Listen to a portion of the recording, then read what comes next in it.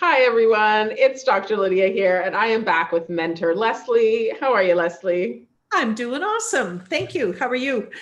Really good, really good. Happy to be back again with you on a Tuesday. I always love these chats. We like to dive into real topics that are affecting our L60 membership community, in my personal practice, and Leslie's life. We just really love speaking to these issues. So, tonight's video, we're talking about anxiety and how it can really impact your confidence. I think this is one of the hardest things to work through when you're feeling anxious, is just regaining that sense of yourself, that sense of personal power. And so if you are feeling kind of down on yourself right now, first of all, I want to say that this is a very normal feeling like I'm not enough is something that I think pretty much every human struggles with on a regular basis. So if you're feeling really alone, we've got some solutions for you. We've got some stories for you. And I think by the end of this video, you'll have some real strategies that you can take away to feel better about yourself. And at the end, we'll also tell you about a free community that you can join. If you're working on your emotional health, if you're doing the work, so to speak, we've got your back for this. So, Leslie, tell us about your experience with anxiety, how it impacted your confidence, and what you did about it. Yeah, I had a very, very difficult year in my life, going through divorce. And all of a sudden, I had really, really severe anxiety that was heightened into pretty intense panic attacks when I was driving. And the thing that I discovered and didn't know was how much anxiety and confidence are tied together. When I went through my experience of anxiety, I felt ashamed, I felt guilty, I felt weak, and it really was a blow to my self-esteem. And because I was feeling low, I hid it and I kind of retreated. And whenever I was suffering from anxiety, I didn't reach out, I didn't let people know. And it was a lonely battle. And I have since, researched and read and learned that high intense anxiety is often really associated with low self-esteem. Low self-esteem is really about us feeling rejected or unaccepted. And when you are in that low esteem phase tied into your anxiety and your esteem, sometimes you misjudge things, you blow things out of proportion, you overreact to things. So it's just kind of this vicious conundrum that you get caught in. I think what I found anyways, when I was in that place, I would often really take things personally, really overreact. I'm trying to protect my health and how I'm feeling. I'm trying to hide it. I'm feeling shameful. And it really put me in a place of overreacting. And therefore my confidence tanked. And, when you start questioning your confidence, I'm sure everybody's been there at one time of their life or another, but it really starts affecting everything you do, your work, you're making decisions, making change, you self-doubt yourself. And you just get in this really vicious circle of your confidence tanking and your anxiety rising because your confidence is so low. So it's a tough situation. Do you think anybody knew what you were going through? No, because I didn't tell anybody. And I was one of those women that pushed, never wanted to be weak. I was always strong. Everybody always looked at me and thought I had it together, confident Leslie, doing well in life. But inside, I had my struggles, and this was one of them, this year of anxiety. And it took me a long time. Towards the end of the year, I eventually started reaching out and getting help for my anxiety and my panic attacks. And then my world changed. But for a long time, nobody knew. I hid it. I think that can be such a good lesson for everybody. What people present on the surface often isn't their internal experience. And sometimes when we're feeling low self-esteem, it almost feels like we're naked out there in the world and everybody can tell that, it's like this embarrassment that you have. But like a lot of times people can't really tell how you're feeling, and you're probably coming across more confident than you may be feeling. It sounds like that was the case Oh, for you, Leslie. absolutely, Lydia. And I think women are masters at that, of wearing that mask that, we look good and pretending to be okay when we're not. I think we can all relate to ourselves doing that and relate to people in our lives that do that. were pretty good at it. And I did it for a year, and I'm talking intense anxiety. Yeah, panic attacks are 10 out of 10. Yeah. And so Yeah. when you were going through the healing process, did you heal the confidence and then that helped the anxiety? Or did you heal the anxiety and that helped the confidence? Or was there some combination there? Well, what I did, eventually I really came to understand my anxiety and my panic attacks because they were new for me, right? I had never been through this. And initially I thought I was fucking dying, having a heart attack, having a stroke, because high anxiety and panic attacks brings on some pretty scary symptoms. So once I understood what was going on and that I wasn't going to die, that brought knowledge, and knowledge brings confidence. So that really helped me deal with my anxiety and helped me kind of rise my level of confidence. And once I did that, because my esteem was rising, I started to reach out. And I started to get support from people that I loved and people that I could trust. And, that took some time, but I eventually started talking about it and I allowed people in to help me, right? And I eventually developed coping skills, things that would get me through it. I was getting my panic attacks when I was driving. So I developed coping skills that helped me with breathing, and I did exercise, and I had numerous things that I did. And I had a plan. So the minute the panic attack started, I would put my plan in place and I would beat my panic attack. And it only took me a couple of months to actually remove panic attacks from my life. I basically reframed my anxiety. I didn't let it sort of get out of control and make me afraid and scared. I just learned to put it in a place, and I learned to respond to it differently. And it really was a strong mental coaching and removing the negative chatter that was going on in my brain. And within a couple of months, it subsided, and it has never come back. That's great. And if anybody's curious about how Leslie beat panic attacks, definitely look at our video from last week because we dove into panic attacks and what to do about that. Yeah. So Leslie, say you're mentoring a woman right now who is not feeling that great about herself. What sort of suggestions would you give her, sort of baby steps to get her in feeling a better place? Because what it sounds like is you can work on kind of two things at once. You can work on the anxiety a little bit, work on your self-esteem a little bit, and together there's kind of a synergistic effect there. Yeah, well, like I said, I really believe knowledge brings confidence and understanding. It's why in our course that we have, we really spend a lot of time on that, because once you understand yourself and what you're feeling, whether it's lots of anxiety or regular low self-esteem, and they can go together, once you have that knowledge, it will give you more confidence to understand what's going on for you. And then, I'm a practical woman, and I really believe in creating a plan for yourself and trying some different things that are going to work for you, because every woman is different, right? Mm-hmm. Exercise is a huge thing for me. I have to do it every day, and it relieves my stress. It relieves my anxiety. It stabilizes me. And if I miss days, I feel it, and I can feel my anxiety rise, and I can feel my reaction to day-to-day life. Mm-hmm. So really taking the time to understand what's going on for you, esteem-wise and anxiety, and taking the time to create a plan that works for you would be like my top two things.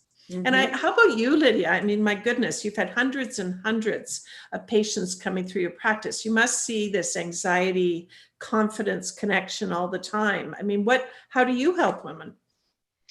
Yeah, I definitely do see it all the time because it's more common than we'd like to admit. Nobody kind of raises their hand and says, my self-esteem is low. So, but, I have very intimate conversations with my patients. I'm very fortunate that way. And I can see it with our all 60 ladies. I've noticed that over the course of being a part of our membership community, I can see that women do feel better just being validated in that group environment. So that's one thing I would recommend. Just people need to take a lay of the land and look at the people around them. Some of us, quite frankly, we're surrounded by Debbie Downers and people that don't make us feel all that great. And we need to really be honest with that. And now that we're online, we can seek out communities like our free group, Emotional Health Matters, like our membership community, L60, where you can connect with other smart women who are not haters and are happy to support you and want to see you do well and flourish, because those people are out there. And I think that really helps boost people's confidence. You see your inherent worth sometimes through other people. Sometimes it can be hard to see that in yourself, but you can see it through other people. Yeah. Did you have anybody in your life that kind of could reflect back the goodness, or was it something that you had to kind of do for yourself? I had to do it myself. Unfortunately, I didn't have any strong female mentors other than my mom, which is, that's always a unique relationship. So no, I didn't. I wish I had. Most of my mentors were male. But I think if you have one, it's such a good thing to tap into for sure. Yeah, and I know that's why you wanted to create L60 with me, is because Yeah. you really believe in the power of that female mentorship. Yeah, and I loved what you said, Lydia, that it is so refreshing and reassuring for me to see women reaching out now and realizing the value of support and connection. We Yeah. don't have to be these crazy multitasking strong women anymore with the mask on, pretending that we're okay, like how I lived so much of my life when I was young. And it just brings me so much happiness to see women freely and much more easily reaching out for that support and help, coming to you, when they need it before they're completely burned out and fried. It's so encouraging. Yeah, and it's really something to work through, because low self-esteem will tell you that you need to hide, when in actual fact, you need to step forward.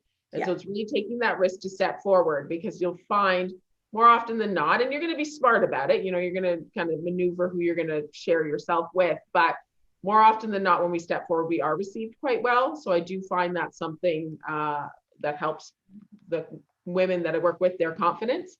I think that women really build confidence when they start respecting their intelligence. Most of the women I work with are very, very smart, but not all of them are utilizing their minds to the full degree that they could be. So maybe they're a little bit bored with their job. Maybe they're in a bit of a rut with their relationship. And when the mind is idle, I really believe that it goes to negative places. And this is kind of almost like a biblical thing. Like, we know this, like idle hands that are like the devil's work, basically, right? Yeah. Same thing with your mind. So it's really important to respect your intelligence and be doing things that engage your mind in positive ways. And the more that you respect aspects of yourself, intelligence and creativity, those are two things that a lot of women have, this artistic side that they're not tapped into. Maybe they've kind of given it up because they couldn't make a career out of it. They couldn't make money with it. We're in this capitalist society where if it doesn't make money, it's not worthwhile. Well, hold on a second there, because the use of your creative energy and the use of your intelligent energy will make you like realize that there's these special talents and aspects to yourself. And it's not that you even have to be good at these things necessarily, but step into trying new things. I know that didn't you start painting this year a little bit? Everyone always laughs at that. I'm like the least freaking artistic woman in the world. The 2 or 3 times I have invested time and energy into painting, they're like pretty good. And I tell you, it's high on my bucket list. I haven't gotten there yet, but it is an avenue I want to go, because I agree with you. Tapping into creativity when you find a spot, and you're right, you don't have to be great, but it can be such an emotional release and such a quiet place to go. Some people it's gardening, some people it's painting. I mean, some people it's reading. We all have different things, but creative stuff is huge. So yeah, it's on my list to come back to. Yeah, and you're right. There's so many different ways. Maybe it's home decor, maybe you like fashion, but tap into that and think about what you liked as a kid. Because maybe you were really into dinosaurs. Maybe you really loved, designing little paper dresses and stuff like that. Sometimes we have to tap into that inner child, because often we were almost more confident as children. Some of us were quite gregarious, and then as adults, we kind of learned to shrink ourselves a little bit. So, well, that's the whole self-esteem thing, right? As we mature and age out of childhood into the teen years and into adulthood, all of our fears and our barriers and our, that negative chatter that goes on in our brains, it just starts getting in our way. And when we're young, I agree, we're so much freer. Yeah, oftentimes. Yeah, I also, I've noticed a pattern in my patients when they don't have a very diverse friend group. I notice that it can feel like the world is a very limited place. And if they're not, doing the same thing as their friends, they feel less confident about themselves. And people that are more open to different types of connections with people of different races and ethnicities, income groups, abilities, disabilities, sexual orientations, even weight. Sometimes skinny people all hang out with skinny people and fat people hang out with fat people. And you can really see these trends. And we need to be a little bit more open, because when we're open to see how different people live, we can say, you know what, I can march to the beat of my own drum. I don't have to keep up with the Joneses, because we know the comparison game causes anxiety and destroys your self-esteem, basically. Yeah. So, and that's Yeah. the theme of the night, right? So if you find that you're scrolling through Instagram and you're thinking, wow, her life looks amazing, and look at his great job, and look at that vacation they took, and I can't afford to do that. Well, maybe we need to unfollow those people and find some different types of role models. So look to diversify your group of friends. And that is such a good point. I've actually been thinking about that as we're coming through. In Canada, we have a fairly restricted lives with the pandemic and with COVID. So we are all living in these narrow worlds where we can't see anybody, we can't get together. And you just talking about that, Lydia, I realize how much I miss my bigger circle, my bigger world. Because when you are in a diverse group with different opinions and different views, and it buoys your confidence, and it does help you, and you have more people to call on for support. And I think this year's been a really tough one on that particular issue. Yeah, it's about respecting your individuality, not feeling like you have to live up to some arbitrary standard that who makes this up anyways. And Yeah. Leslie's making a really good point there. There might be people that you've kind of lost contact with that are maybe on the periphery of your friend group that maybe you need to reach out to, have some Zoom cocktails with them, but just think about people that make you feel good. We really Yeah. need to do that evaluation and try to Yeah. surround ourselves with people that, again, reflect back our goodness. Yeah, I had some really great female peers in my corporate life. And I've actually been pre-COVID, I was reconnecting with them, and they bring a real stimulation into my life, intelligence wise, and just building my confidence and reminding me of what I was, and how I, developed people and led people and mentored people. And, when you get away from that corporate world, I've been away from it for a while, you forget. So those relationships are an example of some that I'm really going to reach out to once this pandemic's gone. Yeah, or we can even just have a phone call or something like that. Yeah, exactly.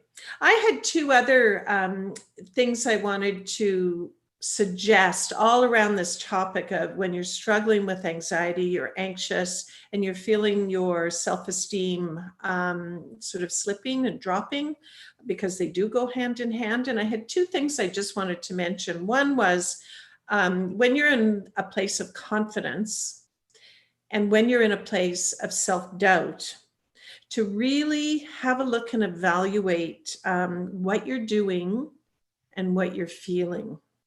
And it can be an incredible learning experience. So catch yourself feeling really great and confident and on top of your game, and evaluate it, what's going on. And ditto when you're in a place of self-doubt where you're questioning yourself and your esteem's low. And it can be an incredible learning experience. And I urge you to write down what you see and feel. And the other thing I wanted to talk about, it's a gift that I have developed sort of over my lifetime, really, and it really is a great gift. We all talk about living in the moment, live in the moment, be in the moment, enjoy the moment. But you know what? Sometimes the moment is tough and it doesn't feel good. Mm-hmm. And when it's not feeling good, we have to learn to step away from it and step out of that moment and give it some room and give it some air and give it some breath. And I say that's at least 24 hours. I had a situation actually over this weekend with my children where I was triggered. I reacted. My self-esteem tanked in the moment. And, in my 30s, I probably would have burst and really reacted, and I didn't. I stepped out of the moment. I gave myself room. I gave myself breath. I went to bed. I gave myself 24 hours. And the next day, I felt better and it wasn't an issue. And it's a real gift to recognize those moments and step out of them sometimes. Do you know what I mean, Lydia? Yeah, because I think that when we act impulsively, when we're not in a very good place, oftentimes this, what ends up happening kind of reinforces our low self-esteem or makes the situation worse, or because we're acting on assumptions. And I know that you're big on people not making assumptions. Yeah. Assumptions get us in so much trouble. Taking things personally and making assumptions are two of my guiding lights, as you know. And I really try to avoid doing both. I catch myself doing it sometimes, and that's when I have to step out of the moment, give myself some space, and then I always recognize tomorrow it'll be better. And it really is a gift, and we got to spend some time on that one because I think it can help a lot of women get out of some of those really sticky, tricky in the moments where they tend to react and burst, and they might be out of line. It's true. It's almost like you don't want to drunk text your ex at 3 o'clock in the morning. You know what I mean? You don't want to text when your self-esteem is tanked either, right? It's almost like you're drunk. You can be drunk on low self-esteem. And some of us, another thing I've noticed with my patients is that some women are really intoxicated by being self-deprecated. They really, hate on them. They're hard on themselves. And it almost becomes like a part of their personality, or they see it as being humble or something along those lines. And there's a difference between being a humble person and being self-deprecating. Some of us really need to learn how to take a compliment. I think this is a big red flag. Like if you are a person, if somebody says, "Oh my God, you look beautiful today," are you the person that's like, no, I don't? Like, because learning to take a compliment is something that can foster. Thank you. Just say thank you. I've had to practice that. I was never good at taking compliments, but now I can say thanks. Yeah. Take it. Yeah. How hard is that, right? We all need the odd compliment, right? Yeah. So I want everybody to really think about what Leslie's saying here, though. Don't act impulsively when you're feeling down on yourself. Give yourself a little minute, distract yourself if you need to, because Leslie's right. We don't have to live in every moment. If the moment is miserable, it's okay to distract ourselves. We're not all yogis sitting on a mountaintop meditating all the time, right? We have anxiety. We're not Buddhist monks. We're trying our best. So sometimes we need to step out of it, particularly when other people are out, because maybe your children triggered you, but maybe they weren't even in their right mind when they said whatever they said, right? Like exactly. maybe they were out to lunch. They probably were. I love my cousins, but we're all out to lunch sometimes. Right? Absolutely. Well, I guess we should wrap up for tonight. Great discussion. There's so many little things I want to come back to. I mean, it's self-esteem and anxiety and worry. I mean, boy, has this been the year for those, Holy cow. It's hard with all the worry and uncertainty and things we've been facing in our families and our friendships, with our parents, with our health. It's tough to keep the esteem up. It's tough to stay confident. And we're all feeling a little anxious. So I think it's a really important discussion. Yeah. And if you guys are doing the work, if you guys are interested in emotional health, knowledge and learning, and if you feel like you need a more supportive community, please join our free group. Why not? It's free. Emotional Health Matters in Facebook. It's a wonderful community of supportive women. We also have our membership site, which is if you need more intensive care, you feel like you need some accountability, you feel like you need access to professionals, you need some clarity in your life, you're trying to really make some changes and dive in. We have counseling available. We've got it all for you, basically. We've got you covered. This is just what we do here. So don't forget to subscribe to our channel. We're live every single Tuesday. Like this video, give it a thumbs up so that so that we know what kind of content you're looking for. And you know what? Pop something in the comments below. Let's talk about Leslie's thought there. Are you able to take yourself out of the moment? Are you able to catch yourself when you're in this low self-esteem place? And what do you use to kind of distract yourself or take your mind to a better place? You never know who you might help when you throw out your suggestions. We're really big on that. Yeah, absolutely.